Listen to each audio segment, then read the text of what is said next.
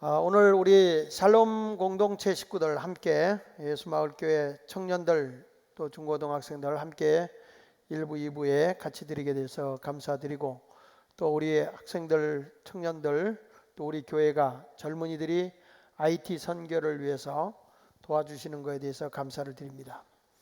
오늘 저는 천국과 겨자씨라고 하는 제목의 말씀을 가지고 함께 은혜를 나누도록 하겠습니다. 여러분 냉면 먹을 때 뭐 넣고 먹죠? 이 겨자라고 하는 것은 우리가 하나의 식물이라고 얘기할 수 있는데요. 특별히 이스라엘 갈릴리 지역은 낮은 평지에 3월이나 4월 초순경이 되면 이 노란 꽃들이 그 들판으로 쫙 피어나는데, 이 노란 꽃들이 바로 이 겨자꽃입니다. 마치 우리도 봄이 되면 들판에 이렇게 쑥이 쫙 이렇게 번지듯이 이 겨자꽃이 들판에 쫙 이렇게 피어나는데, 주로 이 갈릴리 지역에 예수님이 주로 활동하시던 그런 갈릴리 지역은 온 산지와 평지에 이 다년생 풀로 알려지고 있는 이 흔한 들풀인 겨자. 근데 이것이 나중에는 자라서 나무와 같이 되어져서 새들이 깃들게 된다고 하는 것입니다. 그러니까 이 겨자는 그 당시에 귀한 것이 아니고 아주 흔한 것입니다. 그런데 예수님께서 오늘 비유로 말씀을 하시면서 이 흔한 겨자를 지금 비유로 말씀하면서 어떤 사람이 밭에다가 심어서 이 겨자가 자라서 나무가 되었을 때에 새들이 와서 그곳에서 깃들게 된다라고 하는 말씀을 해주고 있는 것입니다. 오늘 특별히 맥주 감사주의를 지키면서 저는 이 천국과 우리가 이해할 수 없는 예수님의 그 비밀스러운 말씀, 겨자씨에 대한 말씀을 증거하면서 오늘 함께 은혜를 받도록 하겠습니다. 도대체 천국을 왜 자라나는 겨자씨의 비유를 했을까? 그 이유를 보면 첫째로 우리에게 알게 되는 것은 천국은 평범함에서부터 자란다는 것입니다. 평범함에서부터 자라간다는 것은 특별하게 천국이 이루어져 나가는 것이 아니라 평범한 곳에서부터 이루어진다는 것이죠. 오늘 본문 말씀 31절 32절에 이렇게 말합니다. 또 비유로 들어 이르시되 천국은 마치 사람이 자기 밭에 갖다 심은 겨자씨 하늘 같으니 이는 모든 씨보다 작은 것이로되 자란 후에는, 그렇게 나와요. 자란 후에는 풀보다 커서 나무가 되매 공중의 새들이 와서 그 가지에 깃들이느니라, 이렇게 말씀을 하고 있습니다. 예수님 시대에는 어느 누구도 겨자를 얻기 위해서 자기 밭에다가 겨자씨를 심어서 겨자나무를 가꾸는 사람은 없습니다. 그런 농부는 없습니다. 그냥 나가서 자기가 훑으면 겨자씨를 거둘 수 있습니다. 그만큼 흔한 것이 겨자입니다. 씨 중에 가장 작은 씨고 흔한 이 겨자씨임에도 불구하고 예수님께서는 뭐라고 말하는 거 아니, 여기에 겨자씨를 마치 밭에다가 한 사람이 심은 것과 같다는 것입니다. 어디든지 가면 다 거둘 수 있는 겨자나무를 내가 밭을 갈고 거기다가 씨를 뿌리고 거기다가 겨자나무를 가꾼다? 이것은 사람들에게 손가락질 받는 소리죠. 저거 바보짓 하고 있구나. 저 사람 저거 도른 사람 아니야? 그냥 놔두면 지천에 깔려 있는 것들이 다 겨자인데, 겨자꽃이고 겨자나무인데, 아니 뭐하러 겨자나무를 농사 짓는다고 겨자를 저기다 심어, 이렇게 말할 수 있을 것입니다. 그런데 우리 예수님께서 오늘 말씀하는 것이 뭐냐면, 천국은 마치 이 겨자씨를 심는 것과 같다. 얼마나 바보스러운 얘기냐 이 말이에요. 우리 생각으로는, 우리의 판단으로는 굉장히 바보스러운 것인데 그 자체가 바로 뭐냐면 하나님의 은혜라는 것입니다. 여러분, 납득되지 않는 거잖아요. 누가 겨자씨를 밭을 갈고 심어요? 그냥 얻을 수 있는 것들을. 마찬가지로 천국은 마치 우리가 볼 때 우습게 여기고 별로 쓸모없는 것이라고 생각하는 것들을 갖다가 심어서 가꾸는 것과 같다는 것입니다. 만약에 우리 하나님께서 세상적으로 잘나고 똑똑하고 명석하고 사람들에게 존경받는 사람들만을 택하여서 그들을 통해 구원을 주고 그들을 통해서 하나님 나라를 건설하도록 복음 전하는 자로 산다면 아마 우리 예수님은 이 신당동에 와서는 안 될 거예요. 서울 대학 앞에 가 있든지 하버드 대학 앞에 가 있든지 옥스퍼드 대학에 가 있든지 예일 대학이나 돼 있든지 이런 데 가서 좋은 사람들을 뽑아서 훌륭한 사람들만 뽑아가지고 그들에게 너는 하나님 나라 천국을 건설하는 사람이 되라 이렇게 말했을 거예요. 근데 천국을 세우는데 보면 우리 주님은 마치 천국은 가장 흔하고 가장 천하고 사람이 대수롭게 여기지 않는 겨자씨를 갖다 심어서 가꾸는 것과 같다는 거예요. 우리 자신들을 하나님께서 불러주셨습니다. 세상에 똑똑한 사람들이나 가진 사람들이나 배운 사람에 비하면 다는 아니지만 우리가 조금 부족함이 있을 수 있습니다. 그런데 우리를 하나님의 천국에 심어놓았다는 겁니다. 겨자씨같이 흔해 빠진 보편적인 사람, 지천에 널려있는 그런 사람들을 다 불러서 우리를 구원해 주시고 우리를 통해서 하나님의 나라를 세우기를 원하셨다라고 하는 것입니다.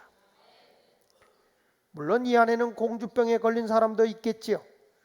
나는 잘났어. 그러나 여러분, 우리가 상대방을 비교해 본다면 이 세상에서 훌륭하고 잘난 사람들이 얼마나 많은지 몰라요. 잘난 사람들 앞에 가면 나는 부끄럽고 모욕스럽고 수치스러운 일도 많이 있을 수 있지만 하나님이 나를 불러서 나를 통해서 하나님의 나라를 세워주겠다라고 하는 것은 하나님의 은혜인 것입니다. 천국은 평범하고 작은 것이지만 이것이 자라서 하나님의 나라 큰 것을 이루게 된다는 거예요. 그래서 성경 말씀 에스겔서 31장 6절에 이렇게 말합니다. 공중의 모든 새가 그 큰 가지에 깃들이며 날아가는 큰 새들이 나뭇가지가 큰 곳에 가서 탁 앉을 수 있다고 하는 것은 안식할 수 있다는 거 아니겠습니까? 그런데 여기 보니까 공중의 모든 새가 큰 가지에 깃들이며 들의 모든 짐승이 그 가는 가지 밑에 새끼를 낳으며 모든 큰 나라가 그 그늘 아래 거주하였느니라.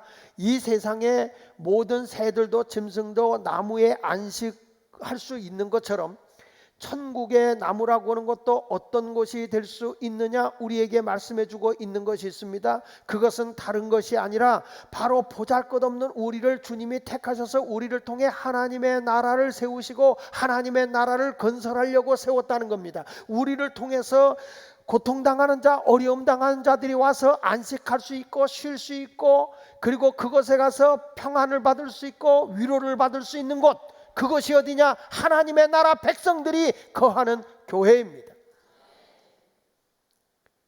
우리의 마을이나 우리의 목장이나 우리의 팀에 예수마을교회 갔더니 야, 사람들이 참 우리를 격려해주고 위로해주고 용기를 주고 기쁨을 주는구나, 이런 모습이 있어야 된다는 것이죠. 잘나서가 아니라 보잘것없는 겨자씨가 자라서 새들이 깃들일 수 있는 것과 같이 우리 자신도 그렇게 살아야 된다는 것입니다. 생각해 보십시오. 예수님은 이 땅에 화려한 분으로 오셨습니까? 위대한 분으로 오셨습니까? 그 당시에 출생하실 때 가장 보잘것없는 겨자씨와 같은 존재로 오셨습니다. 평범한 사람도 태어날 수 없는 말구육간에 예수 그리스도가 출생하셨습니다. 그리고 예수님은 궁궐에서 자란 거 아닙니다. 갈릴리 동네의 아주 시골 동네에서 예수님은 자라셨습니다. 그것도 가난한 목수의 가정에서 사람들에게 멸시받는 직업을 가지고 있는 집에서. 요즘에는 목수들을 인테리어업자라고 그렇게 얘기합니다만은 제가 어렸을 때만 해도 목수들은 못 사는 사람들이라고 그렇게 평가했어요. 그래서 목수쟁이라고 그랬어요. 목수들이 왜 못 사느냐?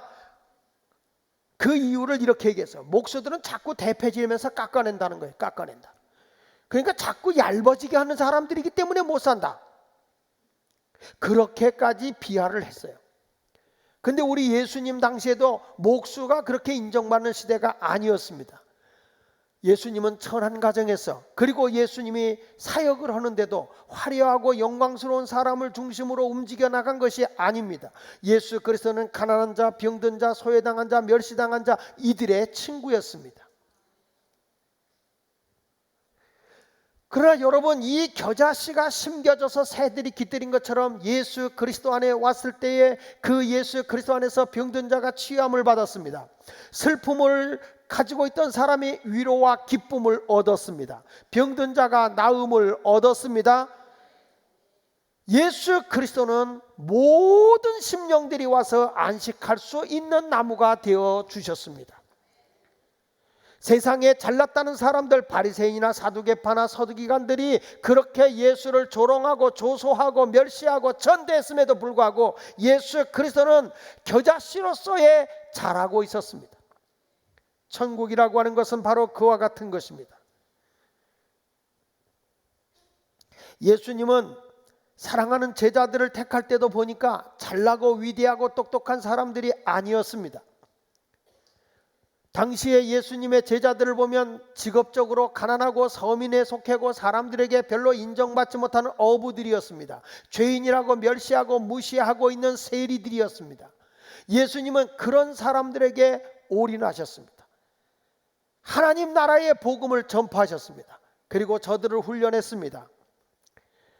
여러분, 이렇게 보잘것없는 흔해 빠진 겨자씨 같은 존재들을 주님이 가꾸어서 그들을 통해서 온 세상의 교회를 세웠고 영혼을 구원했으며 하나님의 나라를 세워 나간 것입니다. 그래서 오늘 우리에게 말씀하는 겁니다. 하나님의 나라는, 천국은 마치 밭에 겨자씨를 심은 것과 같다. 우리들은 사람들을 가까이 대하기보다 배척하고 멸시하고 천대하려고 하는 그런 습성이 있습니다. 내 자리를 굳게 지키려고 하고 내 바운더리를 쳐놓고 여기 이상은 넘어오지 마라, 여기 이상은 나에 대해서 터치하지 마라, 나에 대해서 간섭하지 마라, 울타리를 쳐버립니다. 그러나 우리 예수님은 그렇지 않습니다. 그 누구하고도 함께 하시면서 그 자리에 오면 위로를 받게 해주시는 분이 예수 그리스도이십니다. 우리 예수마을교회도 작게 시작하는 우리의 보편적이고 평범한 존재들에 불과할지 모르지만 우리에게 천국 복음의 겨자씨가 떨어져서 우리가 싹이 나고 자라게 된다면 우리를 통해서 하나님의 큰 나무가 되어질 것이고 수많은 사람들이 이곳에서 위로를 받을 것이며 여기서부터 안식을 누리게 될 것이며 하늘의 기쁨을 경험하는 주님의 몸된 교회가 될 것을 저는 확신합니다. 그런 교회가 되길 원하면 우리 힘차게 아멘 한번 합시다. 할렐루야. 안 될 것 같고 불가능할 것 같은 일이 이루어지다라는 말이에요. 제가 지난주 금요일에 저 파주에 있는 세계로 금난교회 심야 기도를 가게 됐습니다. 1년 전에 저하고 약속이 됐다는데 제가 새카맣게 잃어버리고 있었어요. 그래서 갑자기 제가 가고 성도들에게 알리지 못하고 가게 돼서 정말 죄송한데, 그 교회가 오래전에 7층 건물에 임대해서 있었던 교회입니다. 그때 제가 가서 집회를 했었어요. 근데 그 교회는 얼마나, 우리 청년들이 오늘 예배 드리는데 얼마나 열정이 강했냐면 말씀이 떨어지기가 무섭게 알아! 이러는 교회예요. 뭐 설교를 막 하다가 이래서 우리 예수님께서 우리를 위해서 십자가에 못 박혀 돌아가셨으면 알아! 이게 리듬이 깨져버려가지고 설교를 잘 못하겠던 교회예요. 그런 열정 있는 교회였고요. 자, 통성기도를 시켜놓잖아요. 통성기도를 시키면 깜짝 놀란 게 갑자기 청년들이 강단으로 막 튀어나오는 거예요. 야, 저놈들이 나를 때리려고 그러나? 왜 그런가 할 때 청년들이 튀어나와서 강단 위에서 막 부르짖어 기도하는 그런 교회에서 아주 인상 깊게 남은, 그래서 그분이 우리 교회에서 부흥회도 했어요. 그 담임 목사님이 주성민 목사님이세요. 근데 교회가 젊은이들이 많다 보니까 어려운 교회였어요. 근데 이 교회가 종교 부지를 분할을 받게 되는데, 다른 교회가 종교 부지를 분할을 받은 거를 자기가 분할을 받으려고 하는데 돈이 없어서 계약만 해놓고 못해서 이 교회는 어쩔 수 없이 딴 교회에다 팔려고 하는, 그때 제가 그 교회, 그 종교 부지를 분양받아서 팔려고 하는 교회에 지금 제가 부흥회를 갔었어요. 부흥회를 갔는데 금난교회가 말이야, 세계로 금난교회가 땅을 산다고 계획해놓고 돈을 안 줘가지고 우리가 이 땅 땅이 말이야 내가 딴 걸 하려고 했는데 못했다고 그러면서 목사님이 고민하면서 다른 교회에서 지금 이 땅을 25억에 살려고 하는데 그 교회에서는 우리가 15억에 팔았다는 거예요. 그런데 이 사람이 양보를 안 한다는 거예요. 돈도 안 주면서. 그래서 할 수 없이 제가 팔려고 한다. 그리고 부흥회 오면서 보니까 계속 사람들이 살려고 오는 거예요. 그래서 안 되겠다. 그래서 제가 주성민 목사님한테 전화를 했습니다. 목사님, 지금 땅 뺏기게 생겼어. 여러 사람이 자꾸 와서 이렇게 하는데 빨리 이거 사야 돼. 그랬더니 그분이 하는 얘기가 우리 교인 하나가 100억을 건축원금 한다고 약속해놓고 도망갔어요. 가지고 못 한다는 거야. 그럼 당신이 이 땅을 살 거야 안 살 거야? 그랬더니 뭐 사야죠. 지금 이런 상황이다. 살래 어떡할래? 내가 한번 잡아볼게. 그래가지고 아주 그냥 해가지고 그 땅을 이 목사님이 막 빚을 해가지고 이걸 산 거예요. 거기다 건축까지 했어요. 돈이 없으니까 이게 담보도 안 서주잖아요. 그러니까 이게 사채같이 이 교회를 했는데 연 13%의 이 돈을 얻었대요. 이 교회가 짓고 났는데 숫자에 비해서 성금들만 나오는데 한 달 이자가 1억 3천씩 나간다. 가보니까 예배당도 엄청 커요. 근데 이 목사님은 꿈이 있는 거예요. 자기는 정말 여기에 죽어가는 영혼을 세워야 된다는 거예요. 열정이 대단하신 거예요.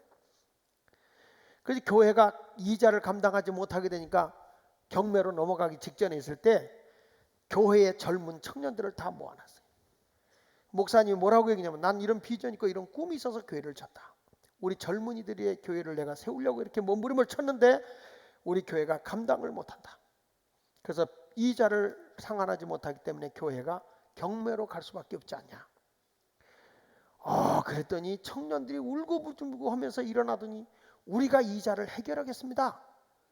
목사님 이거 그런 꿈을 이루십시오. 지금은 힘들지만 보잘것없는 우리들이지만 이루십시다.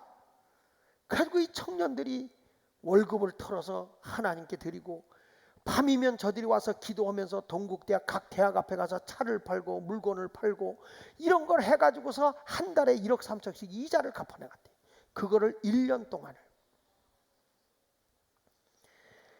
그러면서 교회가 막 부흥되기 시작하는데 지금은 그 교회가 감리교 중부연회가 굉장히 교회가 많이 있는데 거기서 지금 세 번째 교회로 컸고 1년 결산이 자기네가 48억의 결산이 보는 교회가 되었다 얘기를 하면서 목사님 이렇게 힘들었는데 지금 청소년들을 위해서 옆에 800평 땅을 더 샀고요. 예배당을 증축하게 됐습니다. 지금 여기에 파주에 9만 명이 또 들어옵니다. 막 이러면서 막 꿈을 이루는데 그날 철야 기도를 하러 제가 인도로 갔다가 제가 불봤어요. 이거는 교인이 아니야. 유격대. 찬송을 하는데 전부 다 이래. 전부 다 사나이로 태어나서 군대 같아. 막 하나님 나라를 위해서 뭔가 그냥 이루어 나가려고 하는데 대단한 거예요. 이들이 하나님의 나라를 세워 나가는 거예요. 저들이 죽어가는 영혼들이는 거예요. 심야 기도를 딱 끝나고 제가 설교하고 나오는데 목사님 안녕히 가십시오. 우리 교회는 철야 기도가 새벽 4시까지입니다. 아니 어떻게 하는 사람들 앞에 살림먹으냐. 어른들 가고 청년들은 4시까지 기도한다는 거예요. 이들이 그냥 가서 뭐만 한 게 아니라는 거예요. 영이 살아있다는 거예요. 하나님의 역사가 살아있다는 거예요. 우리는 젊은이들을 다 구원하는 교회가 되고 말 것이다. 이런 꿈을 가지고 있는데 저도 그 교회를 질 때 생각외로 빚이 많아서 걱정을 많이 했던 것인데 그들의 겨자씨 같은 그 믿음이 결국에는 큰 일을 이루고 있더라고요. 정말 대단한 열정이 이루어 나가더라고요. 야, 저 청년들이 무슨 힘이 있어요 요즘에? 청년들이 무슨 힘이 있어? 그런데 저들이 겨자씨가 그냥 심겨지니까 하나님의 나라를 왕성하게 세워나가더라고요. 부족한 것 같아도 평범한 것 같아도 겨자씨는 생명이 있어요. 여러분 우리도 하나님은 평범한 사람을 통해서 천국을 세워나간다는 것을 믿어야 합니다. 감히 하나님 앞에서 나는 부족합니다. 나 같은 게 뭘 할 수 있어요. 나는 말주변도 없어요. 나는 실력도 없어요. 나는 부족해요. 이런 소리는 안 통하는 겁니다. 평범한 사람을 통해서도 하나님은 나를 쓰시고 나를 세워서 하나님의 큰 영광을 드러내기를 원하고 계시는 것입니다. 한번 따라해 볼까요? 하나님은 나같이 부족해도 위대한 사람으로 쓰기를 원하신다. 믿습니까? 스스로 자기 자신에 대해서 비하하지 마십시오. 난 학벌이 없습니다. 나는 뭐 돈이 없습니다. 나는 뭐 똑똑하지 못함. 나는 말주변이 없습니다. 나는 잘생기지 못했습니다. 보태준 것도 없어. 스스로 하나님은 그럼에도 불구하고 나를 쓰신다는 거예요. 두 번째, 천국은 따라합시다. 우리의 헌신을 통해서 자라간다. 천국은 겨자씨같이 평범한 사람을 통해서 자라갈 뿐만 아니라 그 평범한 사람들의 헌신을 통해서 자라가는 것입니다. 여기 성경 31절을 보십시오. 또 비유를 들어 이르시되 천국은 마치 사람이 자기 밭에 갖다 심은 겨자씨 하나를 같다.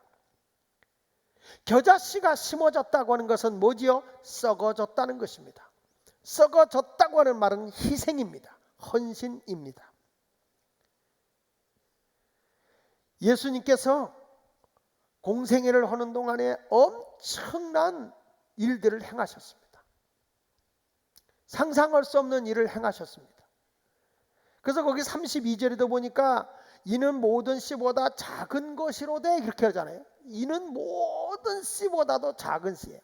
그런데 이 씨가 자란 후에는 풀보다 커서 나무가 되며 공중의 새들이 와서 그 가지에 깃들이고 있었다는 것입니다. 예수님이 오셔서요, 아까도 얘기했지만 예수님은 겨자씨 같은 존재였어요. 베들레헴에서, 그것도 말 구유에서 출생하셨어요. 남들처럼 좋은 집에 대접받지 않았습니다. 말 구유에 출생하셨어요. 사람이요, 월세방에 단칸방에 살면 친구들도 왔다가 무시해요. 근데 어느 집에 갔더니 화장실이 3개야. 방마다 있고 아주 좋은 집에 살아. 그런 집에 가면 아유 그러는 거예요. 사람은 그런 거예요. 근데 예수님이 어디서 출생했다고요? 말구유, 마구간에 있는 말들이 풀 먹는 그 구유에 예수님이 출생해서 눕혀졌어요. 방에도 못 들어가셨어요. 그러니 얼마나 사람들이 우습게 봅니까? 거기다가 예수님은 막 또 목수의 아들로 자랐을 뿐만 아니라 또 사역을 하는 가운데도 잘난 사람이 아니라 병든 자, 소외당한 자, 멸시자들과 함께하고 있었으니까 별로 그렇게 인정받지 못하는 그런 분이셨지만 소문이 자꾸 나는 거예요. 예수님이 지나가다가 한 사람이 상여를 메고 가다가 막 슬피 우니까 예수님이 상여를 먹게 하고 상여를 내려놔라. 청년이 죽었거든. 예수님께서 그 청년을 향해서 청년아 일어나라 하니까 청년이 살아난 거예요. 여러분, 이 소문이 막 나기 시작합니다. 야, 저 나사렛 동네에 있었던 예수라는 분이 계시잖아. 근데 그분이 가는데 청년을 관 속에서 끄집어냈어. 살아났어. 그것도 아니야. 회당장 야이로의 딸이 죽었는데 사람들이 막 슬피 우는데 예수님이 오서 죽은 게 아니라 잔다 그래서 우리가 수군거렸거든. 세상에 우리가 죽은 것도 모르고 자는 것도 모를까. 그런데 가더니 예수님께서 갑자기 거기서 뭐라고 달리라고 그랬어. 번역하면 소녀야 일어나라 그러더니 죽은 소녀가 살아나서 엄마 그리고 오더는 거예요. 이 소문이 막 나기 시작하는 거예요. 예수님이 가니까 죽은 자가 살아났어. 세상에 중풍병자가 사람이 넷이 메고 와서 지붕에서 달아내렸는데 예수님이 갑자기 내 자리를 들고 일어나 걸어가라 그랬더니 이 사람이 막 걸어서 가는 거야. 세상에 이런 일이 일어났어. 소문이 막 납니다. 여러분, 우리 교회도 만약에 어떤 사람 죽었는데 장 목사가 지나가더니 일어나라 그랬더니 그 사람이 살아나왔어. 그래 보세요. 아마 여기 관 들고 오는 사람은 보통 많을 게 아니에요. 막 예수님이 이런 일이 그뿐이 아니야. 저기 벳세다라는 광야에 갔는데 사람들이 엄청나게 많았어. 그런데 거기에 먹을 것이 다 떨어졌지 뭐야. 그런데 어린애기가 보리떡 5개 물고기 2마리를 내놓으니까 예수님께 그걸 가지고 하늘 우러러 축사하더니 이걸 띄워다 저들에게 줘라. 그래서 띄워다 주고 와보니까 보리떡이 또 있어. 그리고 또 갖다 주고 오니까 보리떡이 또 있는 거야. 그 또 갖다 주고 왔더니 또 있는 거야. 저는 아멘을 때까지 띄워다 줍니다. 그 띄워다 주고 하니까 또 있는 거야. 막 또 있어. 있어. 그런데 또 생선을 막 갖다 주는데 그게 이제 베드로 고기라고 하는데 그 고기를 떼어다 줬어. 그걸 주고 났더니 세상에 고기가 다 배불리 먹을 때까지 안 떨어지는 거야. 그래서 저들이 먹고 너무 배불러서 남은 걸 거두니까 12강줄이더래. 이 소문이 막 나는 거야. 그러니까 빚쟁이들이 예수님에 가면 뻥튀기가 되는구나. 이 뭔가 해결될 것 같다. 사람이 구름대같이 몰려오는 거예요. 인산인해를 이루는 거야. 우리 교회가 그 정도 모여오면 제가 성공한 목사잖아요. 그렇죠? 사람이 그 정도 몰려들이면. 그런데 예수님은요, 그렇게 많이 몰려오는 사람들을 바라보시더니 뭐려고 오는지 아십니까? 왔다고 너희들이 하나님 나라 건설자가 아니라는 거예요. 그러면서 누가복음 14장 25절에 이렇게 말씀합니다. 수많은 무리가 함께 갈세 그랬죠. 그렇죠? 수많은 무리가 예수님을 쫓아오는 거예요. 구경 삼아 오는 거예요. 야, 오늘은 어떤 기적이 일어날까? 아마 안진뱅이도 일으킬 거야. 소경에 눈을 뜨는 역사가 일어날 거야. 사람들이 구경 삼아 구름대같이 몰려와요. 예수마을교회가 엄청 부흥됐더라. 그래서 사람들이 막 구경 삼아도 온다고요. 이상해요. 저도 이렇게 지나가다가 보면 사람이 쭉 서 있는 데가 있어요. 쭉 서 있는 데가. 그러면 사람들이 왜 서 있지? 그렇게 가보고 싶은 거예요. 안 그렇습니까? 저도 며칠 전에 우리 교회 앞에 사람들이 한 100여 명 가까이가 쭉 서 있는 거야.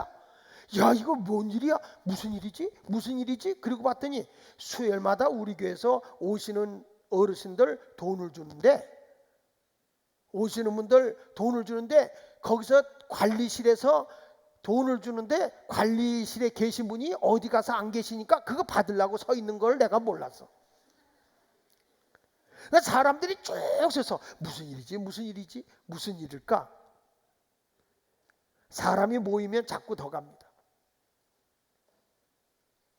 제가 한 번은 이태원 쪽으로 차를 몰고 오는데 이태원 쪽에 사람이 쭉 줄 서 있는 거야. 그 모으는 데 같아 뭘 파는 데예요. 그게 뭐예요? 그게 이렇게 길쭉 해가지고 추러스를 파는 건데 그거를 파는 걸 사 먹겠다고 거짓말 안 못하고 한 100m 이상은 서 있어.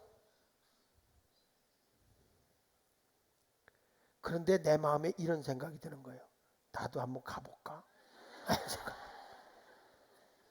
도대체 무슨 맛이 있길래 저렇게 사람들이 줄 서 있는 거야? 호기심이 발동을 하더라 그 말이죠. 예수님도 수많은 무리가 함께 예수님에게 몰려오니까 아마 덩달아서 몰려온 사람도 상당수가 있을 겁니다. 근데 예수님께서 그들을 향해서 돌이키면서 이렇게 말씀을 하는 겁니다. 26절을 같이 읽어보겠습니다. 시작.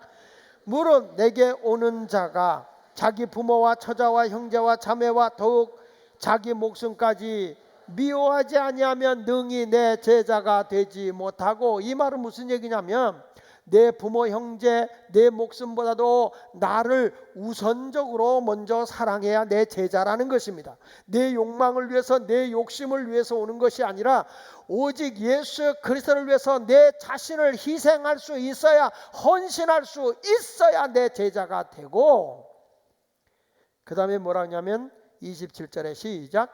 누구든지 자기 십자가를 지고 나를 따르지 않는 자도 능히 내 제자가 되지 못하리라.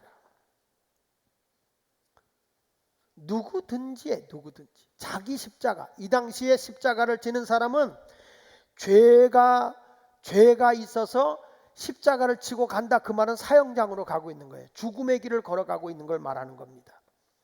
예수님이 나를 따라오려던 죽음을 각오하고 따라오려는 겁니다. 내 생명보다도 나를 더 소중히 여기라는 것이에요. 한 알의 겨자씨가 땅에 떨어져 썩어졌을 때 거기서 이게 식물이 자라서 나중에 나무가 되는 것 같이 하나님의 나라는 지금은 보잘것없고 나약한 것 같고 연약한 것 같지만 우리 성도님들의 작은 희생과 헌신이 하나님의 큰 일을 이루게 된다고 말씀하고 있는 것입니다. 이스라엘하고는 하나님의 공동체를 세울 때도 보면 하나님이 우선적으로 한 게 뭔지 아십니까? 헌신입니다. 아브라함아, 내가 나를 사랑한다면 진정으로 내가 가장 사랑하는 내 독자 이삭을 나에게 제물로 드릴 수 있겠느냐라고 하는 그런 시험을 하게 됩니다. 때로는 하나님의 시험은 우리를 굉장히 부담스럽게도 하지만 당황을 시키기도 합니다. 세상에 그 당시에 자식을 제물로 드린다고 하는 것은 목을 자르고 배를 갈라서 창자를 끄집어내고 태워서 하나님께 드리는 거거든요. 이런 시험을 하라 할 수 있는 부모가 얼마나 있겠어요. 고영호 집사님이 사랑하는 딸이 있죠. 예, 이쁘죠. 아주 좋아할 거예요. 그런데 오늘 하나님께서 형아야, 내가 이뻐하고 내가 사랑하는 딸을 목을 자르고 각을 떠서 창자를 끄집어내고 태워서 하나님께 드리라면 드릴 수 있겠습니까?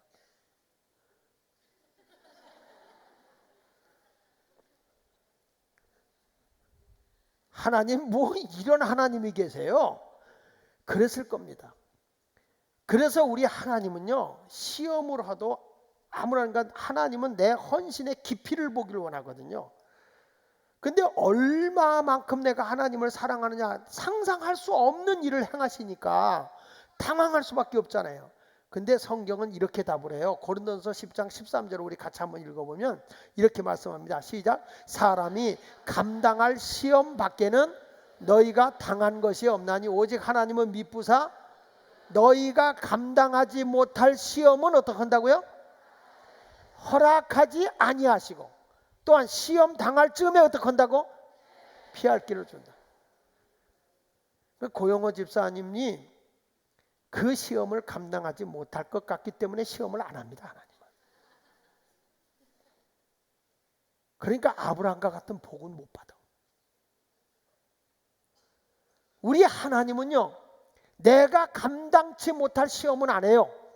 어떤 일을 하더라도 여러분들이 어떤 시험이 왔다, 힘든 일이 왔다, 어려움이 왔다 그러면요, 하나님은 능히 내가 감당할 수 있기 때문에 그 시험을 주신 거예요. 오늘 이 자리에 오신 여러분들에게 지금 힘들고 어려운 일이 있습니까? 감당할 수 있어요. 만약에 내가 감당을 못할 것 같으면 하나님이 피하게 하세요. 피하게. 능히 감당할 수 있다는 거예요. 그것이 바로 우리에게 주신 하나님의 약속의 말씀인 거예요. 할렐루야. 하루는 하나님께서 요나를 부르시더니 요나야 너는 니느웨 성에 가서 그 아수르 나라의 수도인 니느웨 성이 40일에 멸망한다고 해라. 근데 마침 외경에 이 전해 내려오는 거 보면 이 당시에 니느웨 성은 당시에 그 전염병이 돌아서 많은 사람이 죽어가고 있었다고 그럽니다. 그러니까 우리나라로 말하면 메리스 지금 있는 것처럼 얼마나 사람이 긴장합니까? 경제가 뭐 말할 수 없이 어려우지 않았어요? 이제는 거의 이제 사람이 나오기 시작하고 있지만은. 그런데 요나는 거기를 가라는데 당황하는 거예요. 왜냐하면 이 니느웨라고 하는 성은 아수르 나라의 수도인데 아수르 나라가 계속 자기 나라인 이스라엘 나라를 쳐들어온단 말이에요. 공격해오고 나라를 뺏으려고 하고 이러기 때문에 이스라엘 나라의 적대국이라고요. 근데 이 적대국을 망했으면 좋은 거야. 요나는 망해라. 여러분 솔직히 우리도 일본이 은근히 기분 나쁘잖아요. 그렇죠? 은근히 기분 나쁘잖아요. 자꾸 독도는 우리 땅 뭐 그러면서 자꾸 그러면 우리는 어느 때 막 화산이 탁 터지면 뭐라 그래? 아니 싹 쓸어가라 이런 생각이 들잖아요. 근데 거기 가서 일본 사람들에게 막 이렇게 해서 어떤 좋은 일을 한다고 그러면은 사람들이 뭐라 하냐면 또 욕하는 사람도 있거든요. 친일파라고 그래가지고 막 더 욕하는 경우도 있을 수 있잖아요. 근데 요나도 사실은 은근히 니느웨라고 하는 성인 아수르 나라가 망했으면 하는 그런 마음이 있었을 거예요. 없다고 보지는 않아요. 여러분들도 어떤 사람이 나를 힘들게 하고 어렵게 하면 무슨 생각이 들어요? 하나님은 뭐 하고 계십니까? 하나님은 저런 인간 안 잡아가고 뭘 보고 계십니까? 아니 졸지도 주무시지도 아니하신다면서 저런 인간이 안 보이시나요? 시집살이 되게 하는 며느리 늘 그러잖아요. 하나님, 우리 시어머니 이제 납품합니다. 하나님께 올려드립니다. 받아가 주세요. 이런 사람이 예수마을 교인 외에는 많아요.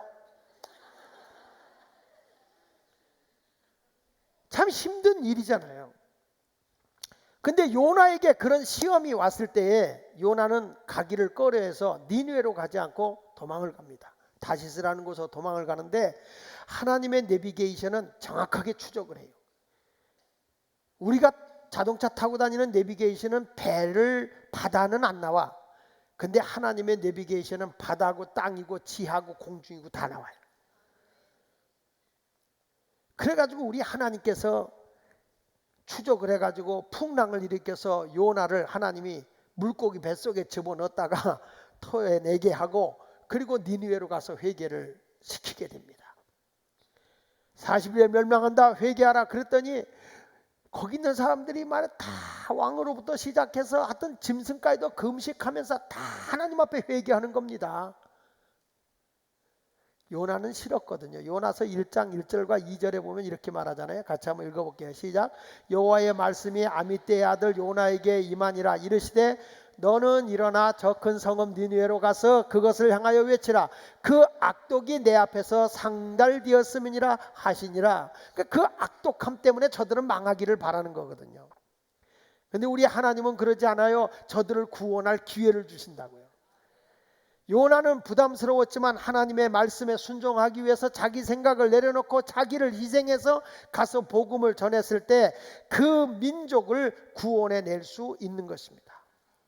성도 여러분, 하나님이 헌신을 요구할 때 내가 당황스러운 일이 있다 할지라도 우리 전능하신 하나님을 으뜸으로 모시고 살아가는 성도가 되시기를 예수 이름으로 축원을 드립니다.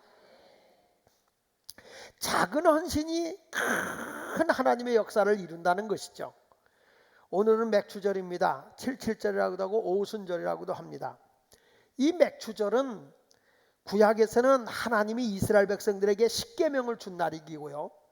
신약에 와서는 오순절날 예수님이 부활승천하시고 성령이 강림한 날이 오순절입니다. 구약에는 하나님의 말씀을 주신 날이라고 한다면 신약에 와서는 성령의 역사함을 통해 교회를 허락해 주시고 이 교회를 통해서 많은 영혼을 구원하여 하나님의 나라가 이 땅에 실현되게 했던 것이죠. 성령 강림이 120문도에게 임했습니다. 그 당시에 120문도는 여자들과 연약한 자들입니다. 제자들이 무서워서 부들부들 떨고 숨어있는 그런 연약한 존재들이었습니다.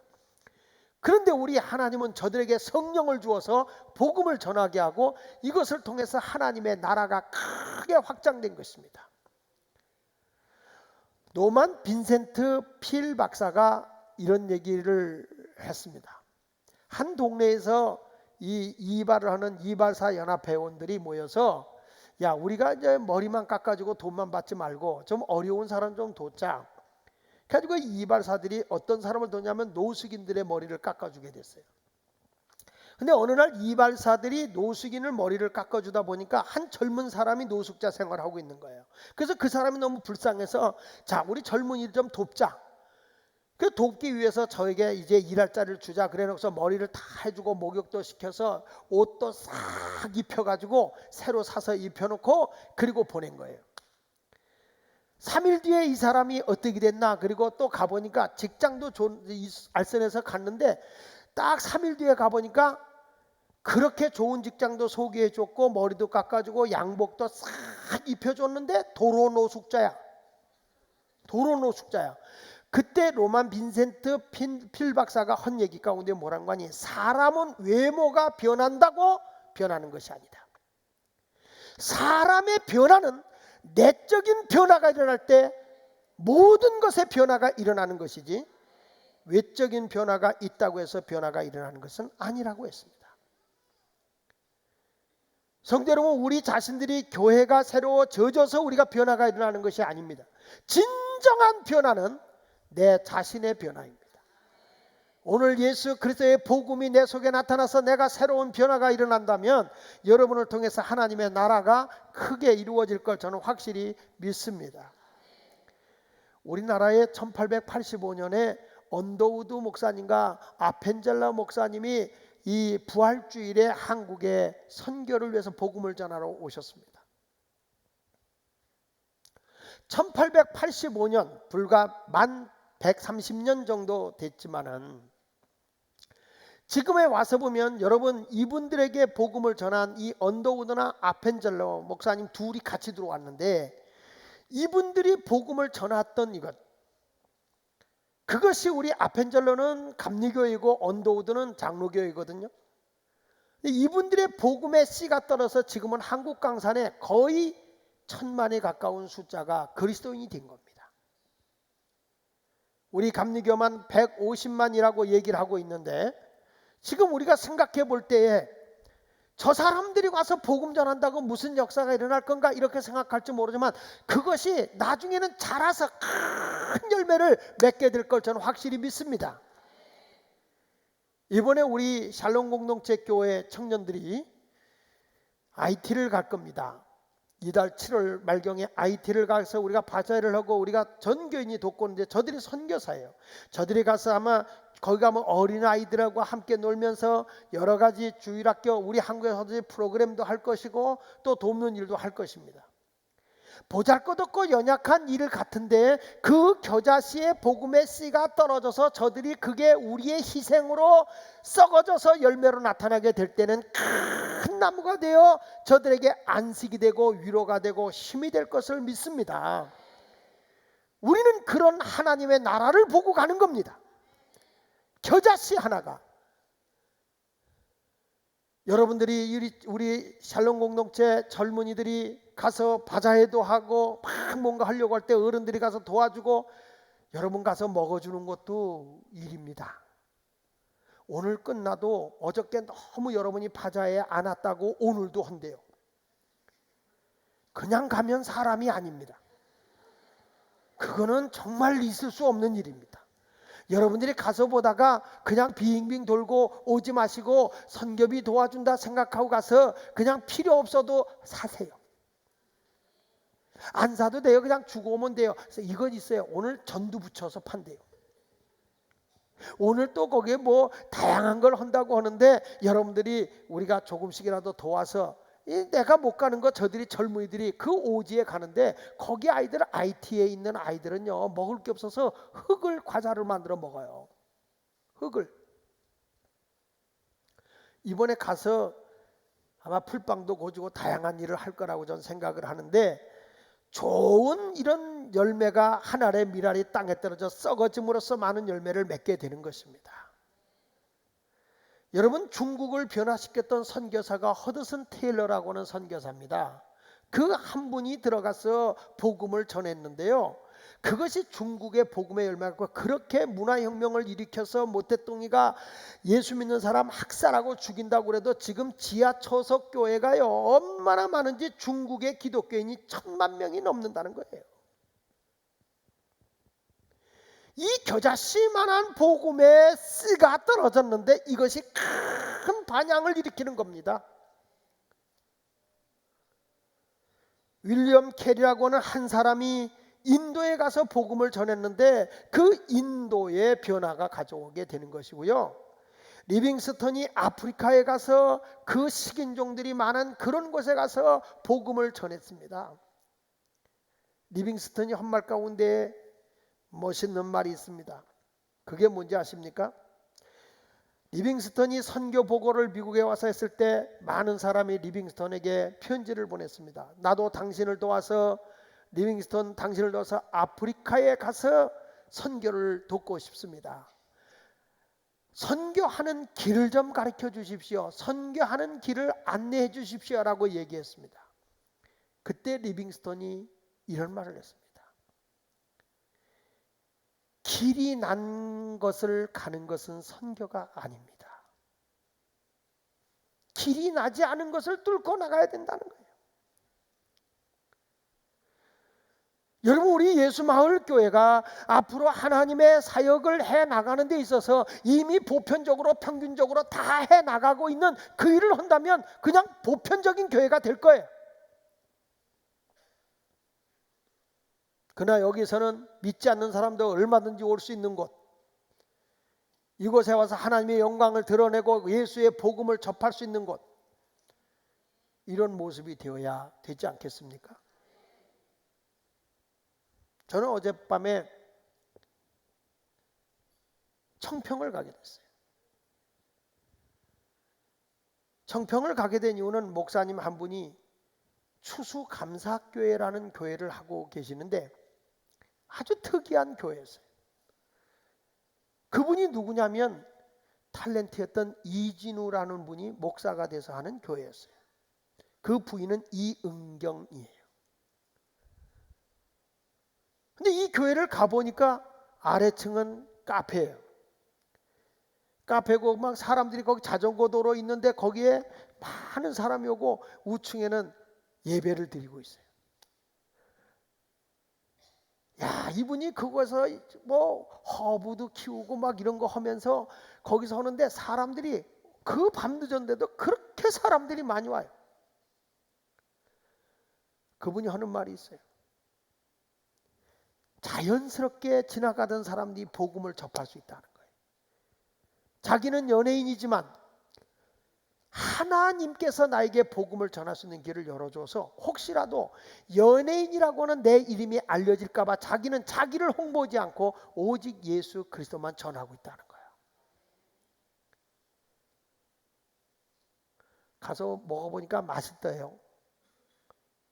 잘하더라고요. 완전 그분은 농부가 되어 있더군요.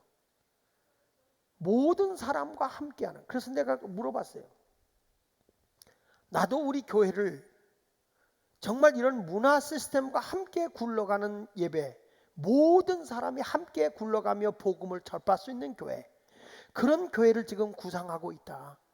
당신이 좀 나한테 정보를 해줄 수 있느냐? 그랬더니 그분이 하는 얘기가, 목사님 언제든지 저에게 협조를 요청하면 제가 다 해주겠습니다. 그러면서 목사님 일로 들어와 보세요. 일로 들어와 보세요. 그러면서 다 하나한테 구경을 시켜준 거예요. 우리 집사람하고 둘이 다 구경했어요. 목사님 요거 내가 특허 낸 겁니다. 이게 뭔데 특허예요? 그랬더니 실내에다가 나무가 자라게 하는데 물이 이렇게 나오면서 나무가 자라게 하는 거예요. 아무도 생각하지 못하는 걸 자기는 방 전체가 이 식물들이 자라는 거예요. 방 전체가. 그래가지고 여기 오면 그냥 습속에 들어온 것 같다. 그래요. 이거 하나 방 꾸미는데 얼마나 돼요? 이렇게 꾸미면 얼마나 돼요? 좀 싼데요. 목사 아니면 더 싸게 할게요.